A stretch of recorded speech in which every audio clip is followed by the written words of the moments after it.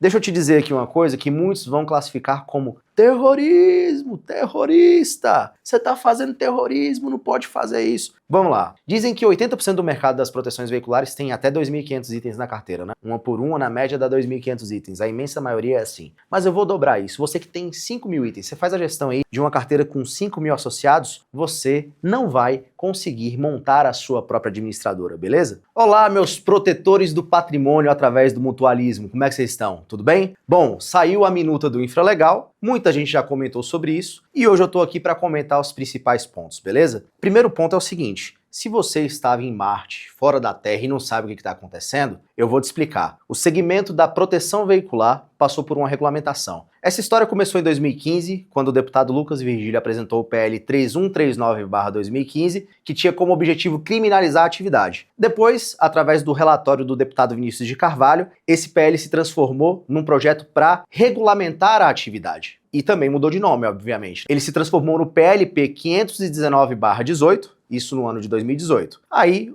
a situação ficou engavetada e em 2023 o governo federal apresentou um PLP chamado PLP 101/2023 para tratar das cooperativas de seguro. O propósito desse PLP era permitir que cooperativas de seguro pudessem vender outros tipos de seguro, e não apenas seguros de saúde e agrícolas. A partir desse momento, então, houve uma movimentação por parte do nosso segmento para juntar esses dois projetos de lei, o PLP 519/18 e o PLP 101/2023, e conseguir executar a regulamentação da proteção veicular. E foi isso que aconteceu. Em qual modelo? O modelo foi o seguinte: a proteção veicular passou a ser chamada de proteção patrimonial mutualista e ela entrou no arcabouço regulatório do mercado de seguros brasileiro. Então a proteção veicular, a antiga proteção veicular, ela passa a ser regulada, a estar embaixo da mesma regulamentação, do mesmo guarda-chuva regulatório do mercado de seguros do Brasil. Na época, quando essa lei foi sancionada, e aí ela já foi sancionada com o nome de LC 213/25, eu tô falando todos esses nomes e numerações dos projetos de lei, porque se você quiser, basta dar um Google depois para você conferir na íntegra o conteúdo de todas essas proposições e também da lei que foi sancionada. Quando a LC 213/25 foi sancionada, eu gravei um vídeo longo, depois eu vou deixar aqui para vocês assistirem, onde eu conto a história da regulamentação e critico o PL. Por quê? Por dois motivos. O primeiro, ele colocou a proteção veicular no arcabouço regulatório do mercado de seguros. E o segundo motivo é porque foi criada a figura da administradora. Eu entendo a criação da figura da administradora dentro desse contexto,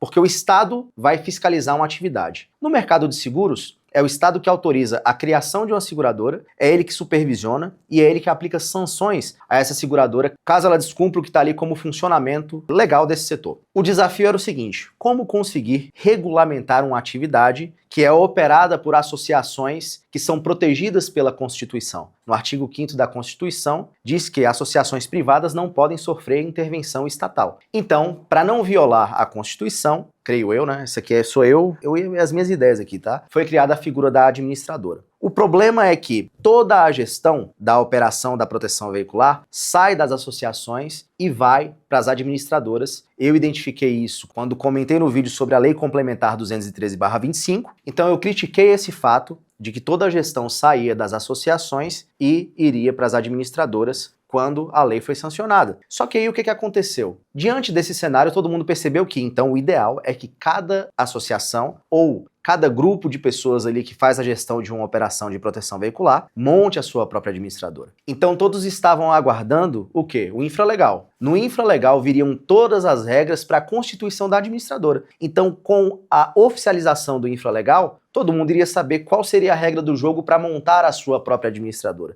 E se todos conseguissem montar a sua própria administradora, obviamente o problema estaria resolvido, muito provavelmente. Porém, a lógica do mercado securitário, ela é existe, é um mercado que já existe, já está bem estabelecido, é muito regulado, a SUSEP é muito preocupada com questões prudenciais e de solvência. Então, quando a proteção veicular foi inserida dentro do mercado regulado de seguros, eu já imaginava que a regra seria similar para as administradoras ao que é aplicado para uma seguradora. tá bom? Dito isso, sem mais delongas, vamos começar aqui a analisar a minuta do infralegal. O que acontece? Para esse vídeo não ficar muito longo e chato, eu não vou passar aqui e ler todos os textos e tudo mais. Eu peguei os pontos que eu considero mais importantes, mais relevantes e vou, de maneira resumida, expor eles aqui para vocês. O que eu recomendo? Que vocês tenham a minuta, eu tô gravando esse vídeo aqui no dia 3 de setembro de 2025. Se em 3 de setembro de 2025 você ainda não teve acesso à minuta do infralegal, não leu e não tem conhecimento do que tá lá, aí, meu amigo, não vou nem te xingar aqui, porque pelo amor de Deus, né? Pelo amor de Deus,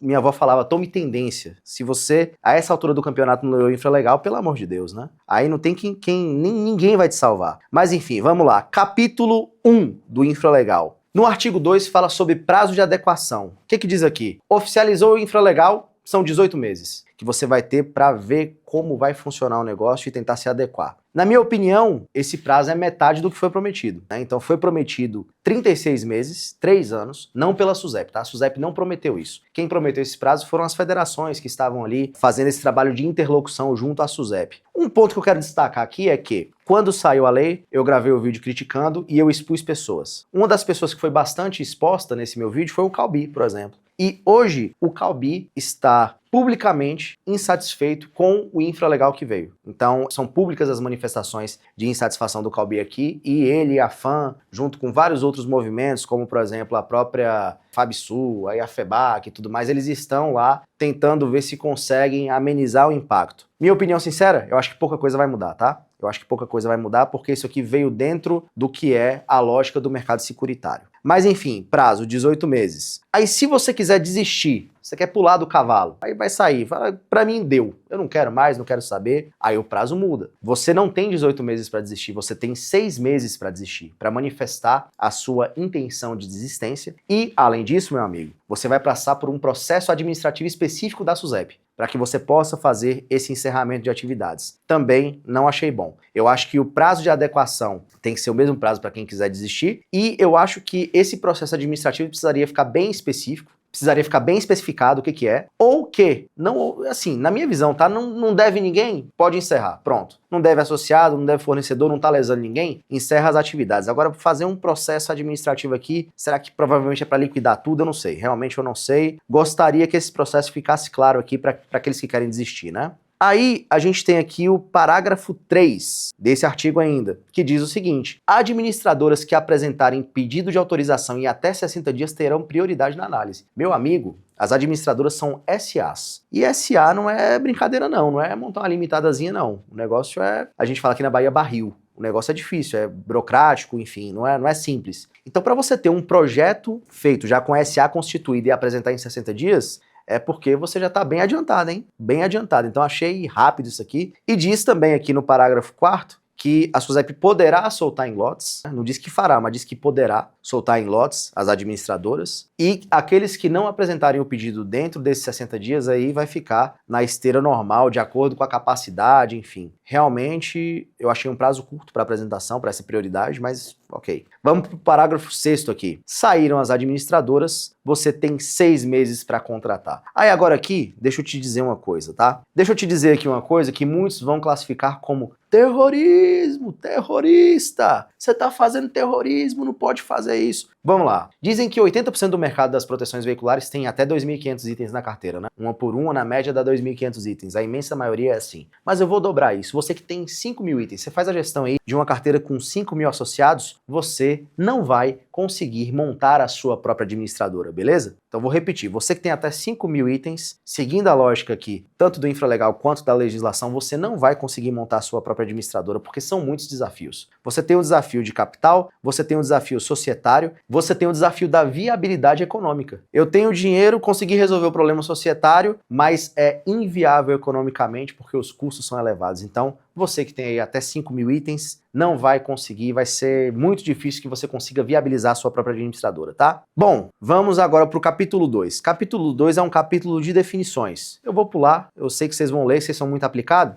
Eu conheço, o pessoal é dedicado, vai ler tudo aqui. Vamos para o capítulo 3. Vai falar sobre a autorização das administradoras. Então eu pulei o capítulo 2, fui direto para o capítulo 3. E aqui nós temos o artigo 6º. Esse aqui, aí ó, eu falei que não vai conseguir, vamos ver se você consegue. A administradora não poderá ter como acionista ninguém da associação, nem empregado, nem gestor, nem administrador, nem a própria associação. E a vedação se estende ao cônjuge, parentes em linha reta ou colateral, até o 3º grau, e aos parentes por afinidade, até o 2º grau das pessoas mencionadas. Meu amigo, seu papagaio não pode ser acionista da administradora. Seu cunhado, você, seu primo, ninguém pode ser. Olha só, eu vou analisar isso aqui com boa vontade. Estamos evitando aqui um conflito de interesses. Qual é o desenho, a arquitetura do negócio? Existe o grupo de proteção patrimonial mutualista, a associação que constituiu esse grupo e representa os interesses do grupo e a administradora que faz a administração desse negócio aqui. Beleza. Então, quando a lei inviabiliza que a associação participe da administradora,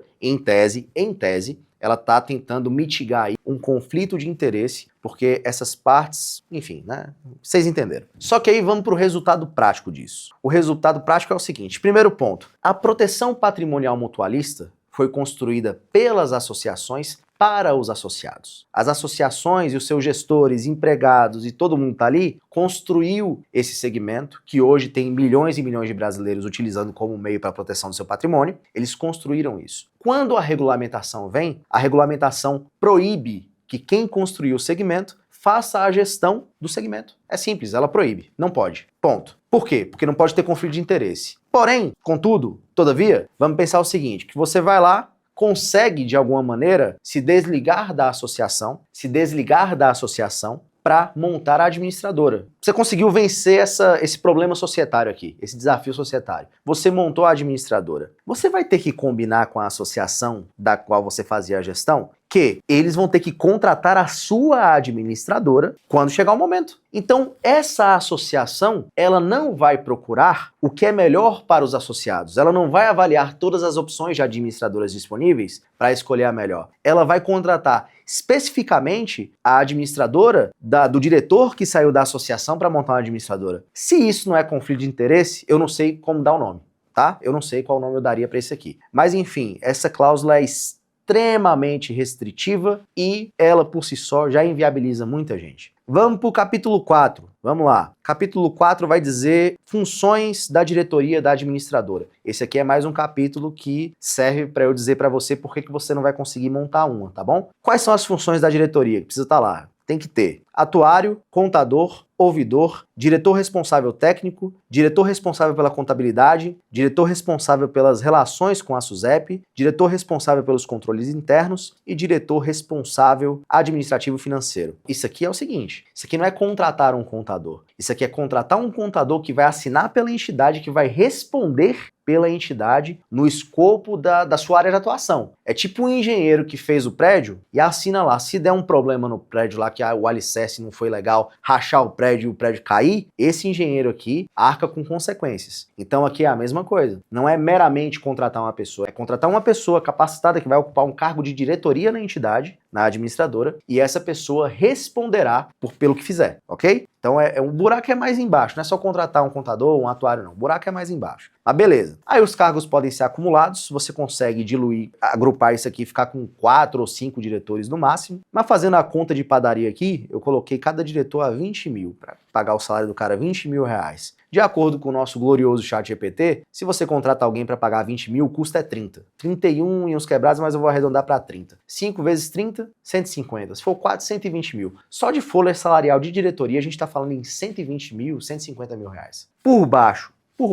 120 mil reais é a estimativa mais otimista que vocês já vão ter visto aí. Todo mundo que falou que é de 150 mil para cima. Quem faz a gestão de uma operação com 5 mil itens não tem condições de arcar com uma folha salarial só de diretores nesse valor. Simples, é inviável, tá bom? Então é isso. Não tô falando que tá errado desse aqui não, tá? Uma coisa que eu quero deixar claro aqui é o seguinte, Leandro, isso que você tá falando aí é o seguinte, ó.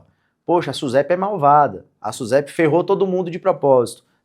Não. A SUSEP, ela regula, fiscaliza o mercado securitário desde quando ela nasceu. Ela nasceu para. Ela nasceu para isso. E aí, a SUSEP que ia escrever a minuta do infralegal para apresentar para o CNSP. Aí vocês tinham a expectativa de que a SUSEP, que funciona desde seu nascimento na lógica do mercado securitário, fosse esquecer todo o contexto e lógica dela de mercado securitário para escrever algo aqui que fosse completamente diferente, completamente nada a ver com o mercado securitário. Então, assim, quem viu esse infralegal aqui e ficou surpreso, qual era a sua expectativa? O que você estava esperando? Eu não estou falando aqui que a SUSEP está errada, não. Ela seguiu a lógica. Isso aqui é a lógica. Colocou a proteção veicular no mercado securitário, dentro do arcabouço regulatório do mercado de seguros, é isso aqui. O resultado é esse, ué. Vai fazer o quê? E aí, vamos lá, eu já li aqui então. Aí o capítulo 5º, eu tava no 4º, vamos pro 5º. O 5º vai falar de transferência de base. Eu não vou me adentrar nisso aqui. Inclusive o Renato fez uma live maravilhosa e abordou isso aqui com muita profundidade. Então, se você não viu, depois manda um WhatsApp pro Renato e fala: Renato, me ajuda aqui e tal. Tira umas dúvidas com ele lá que ele vai ajudar, tá bom? Vou pro capítulo 6º, artigo 12. Os grupos deverão... Tá falando dos grupos de proteção patrimonial mutualista, né?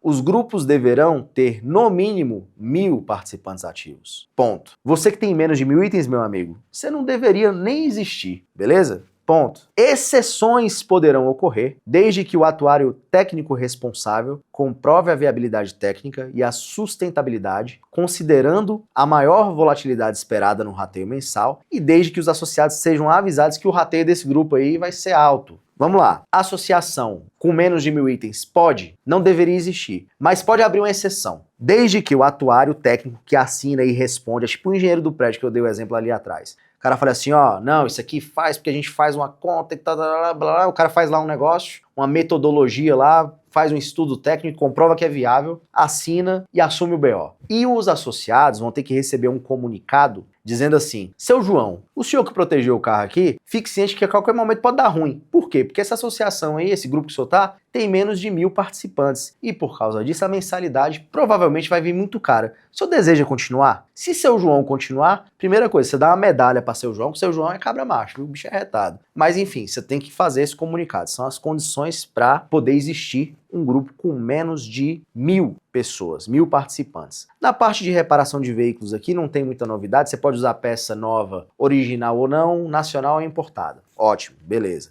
Agora, peça usada, não só a administradora, mas qualquer operador do mercado regulado não pode comprar uma porta tirada, né? Essa porta tirada que não passou por toda a burocracia estatal para comprovar que ela pode ser reutilizada e que ela tem uma origem ilícita, não pode usar mais, tá? Então isso aqui fica proibido. Bom, do artigo 13 ao 19º, vai descrever o que pode ser coberto, regra de franquia e tudo mais, não vou entrar. O artigo 20 diz que em caso de indenização integral não pode ser descontada a franquia do associado, eu achei legal. Aí o artigo 24 é o que fala das peças. Capítulo 7. Eu vou pro capítulo 7, seção 1, artigo 25, vai falar das peças publicitárias que vão ser circuladas, vai dizer que elas são de responsabilidade da administradora, então qualquer problema que der, a administradora responde, e vai dizer o seguinte, que tem que constar em destaque, e mais lá embaixo, mais pra frente, vai dizer que tem que ser em destaque, letras maiúsculas e em negrito. Duas afirmações. Proteção patrimonial mutualista não é seguro. A SUSEP não analisou, aprovou, incentivou ou recomendou a comercialização da proteção patrimonial mutualista. Então isso tem que estar em destaque. E tem, lá embaixo fala também que tem que dar destaque para o fato de que podem haver variações consideráveis na mensalidade a ser paga, porque é rateio. Beleza. O que acontece? Isso aqui tem no mercado de seguros? Mais ou menos. Quando você entra no site de uma seguradora, tal, que tá lá fazendo uma oferta, tem uma nota muito tímida, uma nota triste no rodapé, aquela nota lá que tá assim, a SUSEP não recomenda. Assim, ó, mas a fonte nem preta é, os caras botam cinza. O fundo é branco e a fonte é cinza. Você nem consegue ler direito. Já aqui, com a proteção patrimonial mutualista, tá pedindo negrito, maiúsculo, caixa alta, posição de destaque. Então, eu acho que o correto aqui, alô, federações que estão aí fazendo um trabalho de interlocução junto à SUSEP, isonomia. Tem que ter isonomia nisso aqui, não pode ser assim não. Aí eu vou pular pro artigo 26 agora. A administradora será responsável por selecionar os intermediários que irão angariar e comercializar a proteção patrimonial mutualista. Isso aqui é um problema, hein? No artigo diz, ela é responsável diretamente por selecionar. Isso aqui é um problema. Por quê? Quando veio a lei, o que eu imaginava? Isso aqui é um pioramento. Nem sei se existe essa palavra, mas agora eu inventei. Mas isso aqui piorou. Por quê? Quando veio a lei, o que se imaginava? A associação prospecta, organiza os grupos e a administradora faz a gestão. Quem são os intermediários da proteção veicular? Os consultores. Os consultores são os principais intermediários da proteção veicular. Consultores que não aparecem em nenhum momento, em lugar nenhum. O consultor, ele é a figura oculta. Quem acompanhou nossa gloriosa presidente Dilma Rousseff vai entender o que eu tô falando. Tem uma frase dela que fala sobre isso. Mas o consultor é a figura oculta, ele não aparece aqui. Menciona intermediário, que é uma palavra genérica. Mas eu, Leandro, tô fazendo aqui a inferência de que é o consultor. Então, em vez de ser a associação que seleciona o consultor, quem vai selecionar o consultor é a administradora? Então, assim, a associação, na minha visão, ela teria a obrigação de organizar os grupos, prospectar e tudo mais. Ela não é impedida de fazer isso, mas a administradora pode selecionar. Embaixo diz, a administradora não pode vender, o corretor de seguros pode. Esse artigo é para dizer isso, ó, a administradora seleciona diretamente os intermediários, ela não pode vender, o corretor de seguros pode. Mas se ela seleciona diretamente os intermediários, então todo consultor que for um PJ, ela pode selecionar esse cara pode vender, sem ter o vínculo com a associação. Como é isso? Como é que fica isso? Eu realmente não entendi isso, achei ruim, tá? E não entendi, beleza? Vamos lá, vamos pro artigo 29, assim, artigo 29 ao 40, 28 eu vou pular um monte de coisa aqui. O artigo 40 é o da publicidade, que eu já pulei. Capítulo 8 vai ser princípios de conduta. Capítulo 9, vou pular direto pro capítulo 9 aqui, vocês leiam, tá? Pelo amor de Deus, leia aí você, eu não vou... A gente vai ficar com 2 horas se eu fosse ler aqui tudo.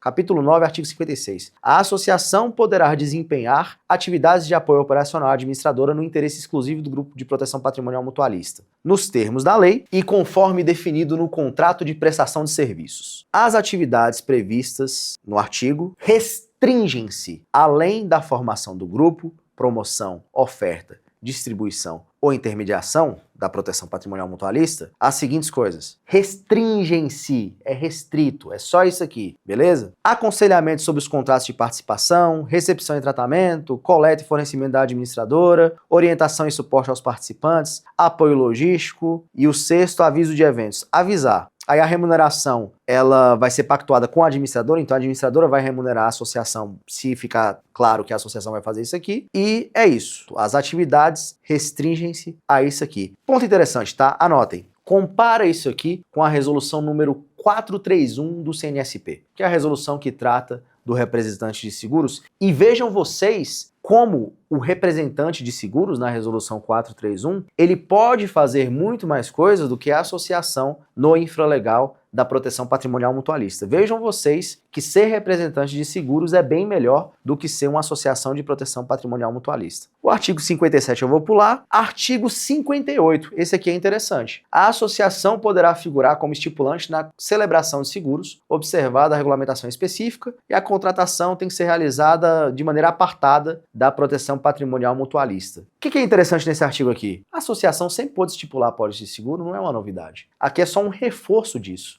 Aí vem a minha inferência, ó, chegou até aqui, tá ruim, você pode chegar lá na associação e fazer uma assembleia, falar assim, gente, temos aqui uma opção de uma apólice de uma seguradora coletiva e temos aqui a proteção patrimonial mutualista, o que vocês preferem? Aí o associado fala, vai votar, se eles preferirem a apólice da seguradora, beleza, vai ser a apólice da seguradora. Se eles preferirem a proteção patrimonial mutualista, mas você tem as duas opções aqui, tá? Artigo 59, compete privativa e exclusivamente à administradora. Então aqui, nessa seção que está falando do que cada um faz, olha só, isso aqui compete privativa e exclusivamente. Quando eu critiquei a lei lá no início, eu critiquei justamente esse ponto. Isso aqui está no artigo 88 da lei. Isso aqui está no artigo 88 da lei, que dizia o seguinte, que era privativo da administradora, subscrição, processar as adesões, arquivar os dados, emissão do contrato, calcular e cobrar o rateio, ou seja, quanto deu, receber o dinheiro, pagar o sinistro, tudo isso era privativo da administradora. E eu falei, isso é um problema grande. Aí o pessoal falou, calma, o que é privativo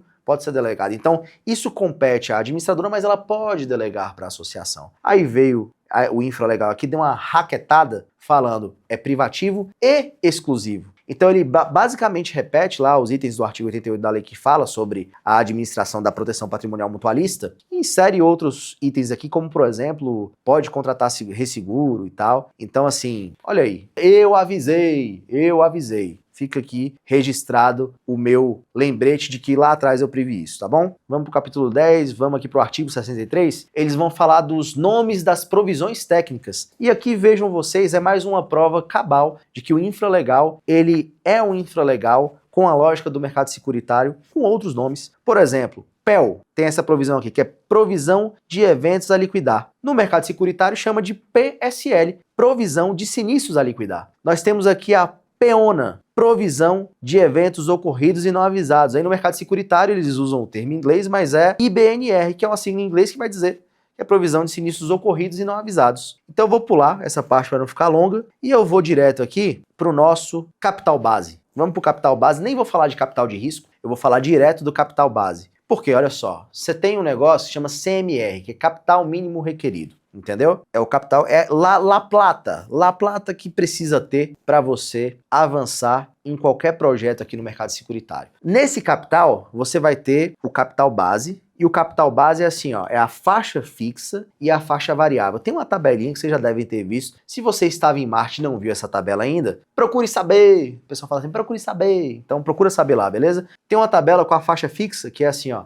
Quero montar uma seguradora. Faixa fixa, 1.200.000. E faixa variável, de acordo com a região de atuação, você precisa colocar mais valores, entendeu? Então, a faixa fixa de capital base aqui ficou 1.200.000 também. Ficou faixa fixa 1.200.000. E a faixa variável, aí você tem aqui, por exemplo, ó, isso aqui só de capital base, tá? Ah, eu vou montar em Minas Gerais. Faixa variável, 560.000. Então, se você tem uma operação em Minas Gerais, é 1.760.000 reais de capital base para você começar a conversa. Além disso, você tem o capital de risco. Aqui, olha só que coisa interessante, aqui houve flexibilidade. Senhoras e senhores, vejam vocês, a SUSEP foi flexível, porque ela colocou o risco operacional. Então, para quem tem uma operação maior, o capital de risco, sendo risco operacional, ficou mais leve, viu? Então a SUSEP aqui, ó, agradeçam a SUSEP esse ponto aqui específico, porque ela foi flexível nisso aqui, tá? Leandro, eu tenho uma operação no Brasil inteiro, 3.960.000. Olha só, tem muita coisa, a norma é grande, o Renato fez live, como eu falei, tem muita gente, já foi o Henrique que tá produzindo conteúdo e tal, enfim. Já tem muito conteúdo disponível sobre isso aqui. Olha só, eu vou parar por aqui, senão o vídeo vai ficar muito longo. Minha opinião, o infralegal seguiu a lógica do mercado securitário,